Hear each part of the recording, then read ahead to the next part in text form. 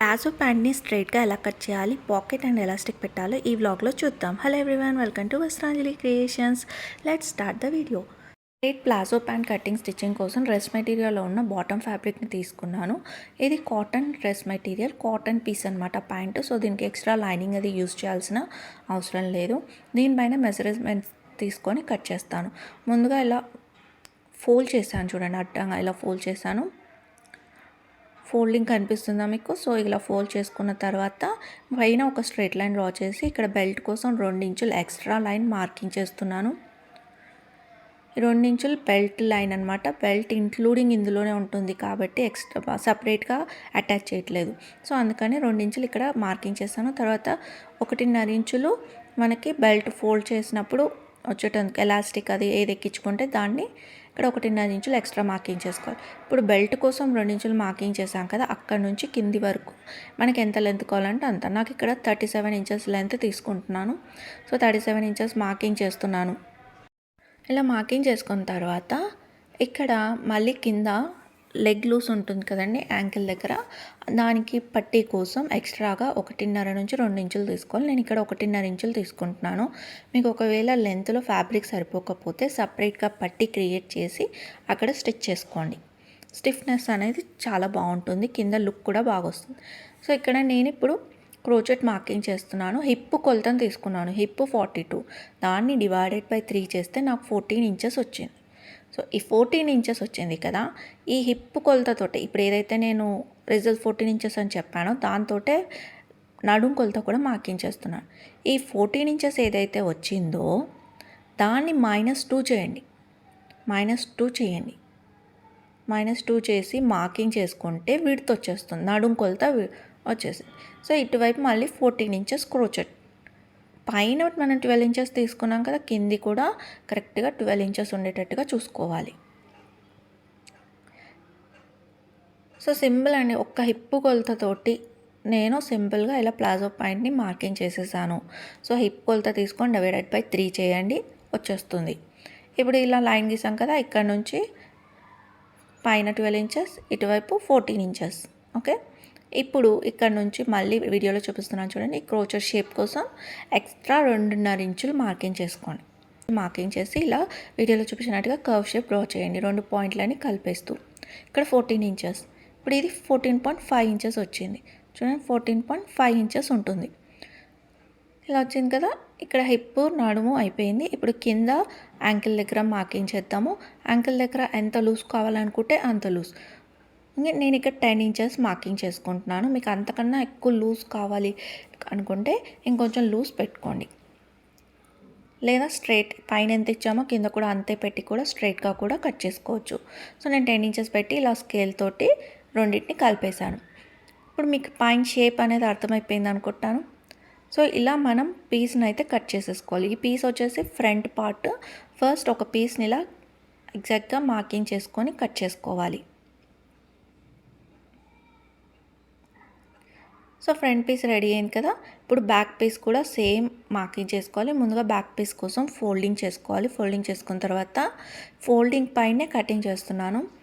So first front piece ఏదైతే ఉందో దాన్ని యాస్టీస్గా ట్రేస్ చేసుకోవాలి. పై వైపుకి ఒక 2 ఇంచులు ఎక్స్ట్రా ఉండేటట్టుగా చూసుకోండి. అండ్ క్రోచెట్ దగ్గర కూడా 1.5 ఇంచులు ఎక్స్ట్రా ఉండేటట్టుగా చూసుకోండి. మీరు వీడియోలో చూస్తే మీకు క్లియర్గా అర్థమవుతుంది. పై వైపు నేను డ్రా చేస్తున్నాను చూడండి, అటు పై వైపు ఇటు కింది ఇక్కడ ఎక్స్ట్రా ఉండాలి. సో క్రోచెట్ దగ్గర 1.5 ఇంచులు ఎక్స్ట్రా తీసుకొని దాని కర్వ్ షేప్ని డ్రా చేశాను. కింది వైపుకు ఎక్స్ట్రా ఏం అవసరం లేదండి, ఎంతైతే ఉందో అంతే తీసుకోండి. సో దాన్ని ఇక్కడ ఒక పాయింట్ మార్క్ చేశాను కదా, ఇప్పుడు ఈ పాయింట్ని క్రోచెట్ దగ్గర నుంచి పాయింట్ని రెండింటిని కలుపుతూ కర్వ్ షేప్ని డ్రా చేస్తున్నాను. ఇక్కడ లైన్ని డ్రా చేస్తున్నాను. నెక్స్ట్ పై వైపుకి ఇక్కడ బ్యాక్ ప్యాంట్ కింద ఇదంతా అయిపోయింది కదా, ఇప్పుడు మనం పై వైపు ఎక్స్ట్రా ఉండాలని చెప్పాం కదా. సో ఇక్కడ పై వైపు నుంచి ఎక్స్ట్రా ఒక 2 ఇంచులు ఉంది. సో 2 ఇంచులకు మార్కింగ్ చేసి ఆ లైన్ని ఇక్కడ మన ఫిట్టింగ్ దగ్గర ఉన్న ఈ లైన్కి క్రాస్గా పెట్టి ఇలా స్ట్రైట్ లైన్ని డ్రా చేసుకోవాలి. సో మీకు ఇక్కడ అర్థమైంది అనుకుంటాను. బ్యాక్ పార్ట్లో మీరు చేయాల్సిన 2 చేంజెస్. నేను ఇంతకుముందు వీడియోలో కూడా ట్రౌజర్ ప్యాంట్ని ఎలా స్టిచ్ చేయాలో చూపించానండి. అందులో కూడా ఎలా కట్ చేసుకోవాలి, ఎలా మార్కింగ్ చేసుకోవాలనేది క్లియర్ వీడియో మన ఛానల్లో ఉంది. డిస్క్రిప్షన్లో లింక్ ఇస్తాను, ఇంట్రెస్ట్ ఉన్న వాళ్ళు చూడండి. సో ప్యాంట్ని స్టిచ్ చేసేటప్పుడు ఈ మిస్టేక్స్ చేయకుండా కనుక మీరు స్టిచ్ చేసుకుంటే మీకు పర్ఫెక్ట్గా ఫిట్టింగ్ అనేది కుదురుతుంది. సో ఇక్కడ ఫోల్డింగ్ పైన నేను మార్కింగ్ చేశాను కాబట్టి ఈ పీసెస్ని కట్ చేస్తున్నాను. ఫోల్డింగ్ దగ్గర ఫ్రంట్ బ్యాక్ 2 పీసెస్ని కూడా కట్ చేసేసాను. సో టోటల్గా నాకు 4 పీసెస్ వచ్చాయి. ఓకే, టోటల్గా 4 పీసెస్ వచ్చాయి. సో ఈ 4 పీసెస్ని ఏం చేయాలంటే ఫస్ట్ క్రోచెట్ దగ్గర నుంచి స్టిచ్చింగ్ చేసేసుకోవాలి. ఓకే, సో దీనికన్నా ముందు నేను మార్కింగ్ చేస్తున్నాను పాకెట్ కోసం. పాకెట్కి పైన బెల్ట్ 2 ఇంచులు పెట్టాం కదా, ఆ 2 ఇంచులు వదిలేసి తర్వాత 1.5 ఇంచులు ఎక్స్ట్రా మార్కింగ్ చేసి అది కూడా వదిలేసి అక్కడ మార్కింగ్ చేసుకోవాలి. చూడండి, ఇలా బెల్ట్ ఫోల్డ్ చేసి ఎక్కడి వరకు వస్తుందో అక్కడి వరకు ఒక మార్కింగ్ చేసాం కదా, అక్కడి నుంచి కిందికి 6 ఇంచులు ఎక్స్ట్రా మార్కింగ్ చేసుకో, అక్కడ పాకెట్ వస్తుంది. సేమ్ ఫ్రంట్ పార్ట్ కూడా అంతేనండి. 2 ఫ్రంట్ పీసెస్ క్రోచెట్ని స్టిచ్ చేసుకోవాలి. ఫ్రంట్ పార్ట్ ఫస్ట్ కట్ చేసాం కదా, దాన్ని 2 పీసెస్గా డివైడ్ చేసి ఫస్ట్ క్రోచెట్ దగ్గర స్టిచ్ చేసుకోవాలి. అలాగే బెల్ట్ దగ్గర ఈ విధంగా పాకెట్ కోసం ఈ విధంగా మార్కింగ్ చేశాను. సో దీని స్టిచ్చింగ్ కూడా నేను మీకు చెప్తాను, ఎక్స్ప్లెయిన్ చేస్తూ చూపిస్తాను. మీకు ఎక్కడైనా ఏదైనా మిస్ అయింది, అర్థం కావట్లేదంటే కింద కమెంట్ చేయండి. సో మళ్ళీ ఒకసారి నేను డీటెయిల్గా ఎక్స్ప్లెయిన్ చేస్తాను. సో ఫస్ట్ క్రోచెట్ పాయింట్ని స్టిచ్ చేసేస్తున్నాను. ఎక్సెస్ని నీట్గా ట్రిమ్ చేసేసుకోండి. కుదిరితే డబల్ స్టిచ్ కూడా చేయండి. అలాగే ఫ్రంట్ పార్ట్ కూడా క్రోచెట్ పాయింట్ని స్టిచ్ చేసేసుకోవాలి. సో కన్ఫ్యూజ్ అవ్వకండి, ఇది ఫోల్డింగ్ మీద కట్ చేసాం కాబట్టి పీసెస్ని కట్ చేస్తే ఇలా మనకి front piece and back piece 2 ready అయిపోయాయి. సో ఇలా రెడీ అయిన ఈ 2 పీసెస్ని మనం ఫిట్టింగ్ చేసుకోవాలి. క్రోచెట్ దగ్గర స్టిచ్ చేసేసాం కదా, సో ఇప్పుడు సైడ్ ఫిట్టింగ్ చేస్తున్నాను. రెండింటిని ఫ్రంట్ దాని మీద బ్యాక్ పార్ట్ని పెట్టేసుకొని ఇలా రెండింటిని కలిపి స్టిచ్ చేసేసుకోవాలి. ఎక్కడైతే మనం పాకెట్ స్టిచ్ చేయాలనుకుంటున్నామో అక్కడ మార్కింగ్ చేసి అక్కడ లాక్ అయితే వేసుకోండి అండ్ డబల్ స్టిచ్ కూడా కంపల్సరీగా వేసుకోండి. అప్పుడు స్టిచ్చింగ్ అనేది పర్ఫెక్ట్గా ఉంటుంది అండ్ కుట్లు అనేటివి చాలా స్టిఫ్గా వస్తాయి. 2 సైడ్స్ స్టిచ్ చేసేసుకోవాలి. స్టిచ్ చేసేసుకుంటే ఇలా మనకి ఫిట్టింగ్ అయిపోయింది. చూడండి, ఇప్పుడు పాకెట్ కోసం నేను కరెక్ట్గా 8 ఇంచులకు పాకెట్ కోసం 8 ఇంచులు మార్కింగ్ చేశాను.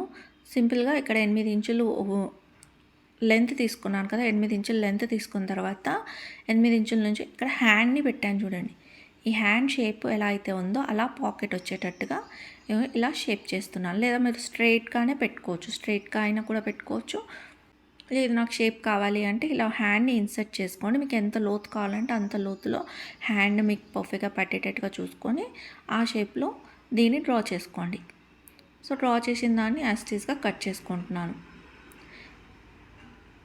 ఇది లైనింగ్ క్లాత్ 4 పీసెస్ని ఒకేసారి కట్ చేస్తున్నాను. పై వైపుకి స్ట్రైట్గానే పెడుతున్నాను. ఓన్లీ మన హ్యాండ్ పెట్టిన కింది వైపు మాత్రమే కర్వ్ షేప్ వస్తుంది, పై వైపు స్ట్రైట్గానే ఉంటుంది. సో ఇలా లైనింగ్ క్లాత్ 4 పీసెస్ తీసుకున్నాం కదా, ఇప్పుడు మెయిన్ ఫ్యాబ్రిక్కి కూడా 4 పీసెస్ తీసుకొని వీటిని జాయిన్ చేసేసుకోవాలి. దానికి ఎగ్జాక్ట్గా కరెక్ట్గా చూసుకొని ప్లేస్ చేసి స్టిచ్చింగ్ చేసుకోండి. సో వీటిని ఇలా సపరేట్గా అయినా స్టిచ్ చేసి చేసుకోవచ్చు, లేదా ఫ్యాబ్రిక్ ఎక్కువగా ఉంటే మీరు ఫోల్డింగ్ పైన కట్ చేసుకొని ఫోల్డింగ్ పైనే స్టిచ్చింగ్ కూడా చేసుకోవచ్చు. సో నాకు ఇక్కడ పీసెస్ అనేటివి సపరేట్గా ఉన్నాయి కాబట్టి వాటన్నిటిని ఒక దగ్గర చేర్చి ఇలా కట్ చేశాను. సో మన దగ్గర పైన మిగిలిన పీసెస్ తోటి ఈ విధంగా కట్ చేసుకోండి. ఎక్సెస్ అంతా కూడా నీట్గా ట్రిమ్ చేసేసుకోండి. Lining cloth main fabric 2 join చేసాం కదా, వాటిలో ఉన్న ఎక్సెస్ అంతా కూడా నీట్గా ట్రిమ్ చేసుకొని చుట్టూ ఓవర్లాక్ చేసుకుంటే ఇంకా బాగుంటుందండి, ఫినిషింగ్ నీట్గా ఉంటుంది. సో ఇదే విధంగా 4 పీసెస్ని రెడీ చేసుకోవాలి. 4 పీసెస్ని రెడీ చేసుకున్న తర్వాత ఇప్పుడు ఆల్రెడీ మనం సైడ్ ఫిట్టింగ్ చేసేసాం, కంప్లీట్గా స్టిచ్ చేసేసాం కదా. స్టిచ్ చేసాక కూడా ఎలా చేయొచ్చో చెప్తున్నాను చూడండి. ఇప్పుడు 2 ఇంచులు బెల్ట్ కోసం 1.5 ఇంచులు ఎక్స్ట్రా. సో మొత్తం ఫోల్డింగ్ అండ్ బెల్ట్ తీసుకున్న తర్వాత 6 ఇంచులు, పాకెట్ కొలత 6 ఇంచులు, 3.5 ఇంచులు మార్కింగ్ చేశాక 3.5 ఇంచుల నుంచి 6 ఇంచులు ఎక్స్ట్రా మార్కింగ్ చేసి ఆ 6 ఇంచులకి ఇదిగోండి ఇలా వీడియోలు చూపించినట్టుగా ఆల్రెడీ స్టిచ్ చేసాం. మార్జిన్ ఏదైతే మిగిలిందో ఆ మార్జిన్ ఫ్యాబ్రిక్ మీదనే మనకి పాకెట్ అనేది స్టిచ్ అవ్వాలి. ఓకే, మార్జిన్ని వేర్ చేస్తే అటువైపుది ఇటువైపు రెండు వేరు చేస్తే సింగిల్ వస్తాయి కదా, ఆ మార్జిన్ పీస్ పైననే ఈ పాకెట్ అనేది స్టిచ్ అవ్వాలి. సో వీడియోలో చూస్తే మీకు క్లియర్గా అర్థమవుతుంది చూడండి. ఇలా మార్జిన్ పైన స్టిచ్ చేసుకొని ఇప్పుడు ఈ మనం కుట్టిన తర్వాత వచ్చిన మార్జిన్ ఏదైతే ఉందో అది మనకు బయటికి కనిపించకూడదు, పైన స్టిచ్ రాకూడదు. ఓకే, ప్యాంట్ పైకి స్టిచ్ కనిపించకూడదు, ఆ మార్జిన్ అనేది కూడా మనకి మెస్సీగా కనిపించకూడదు. అండ్ పాకెట్ స్టిఫ్గా ఉండాలి అంటే ఇప్పుడు ఏదైతే మార్జిన్ అయితే వచ్చిందో ఆ మార్జిన్ని పాకెట్ లోపలికి స్టిచ్ చేసుకోండి.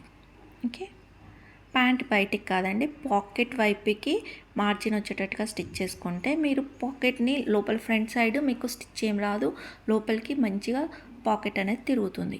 సేమ్ ఇదే విధంగా ఇటువైపు మార్జిన్ పీస్కి కూడా దీన్ని స్టిచ్ చేసుకోవాలి, ఇంకో పీస్ని.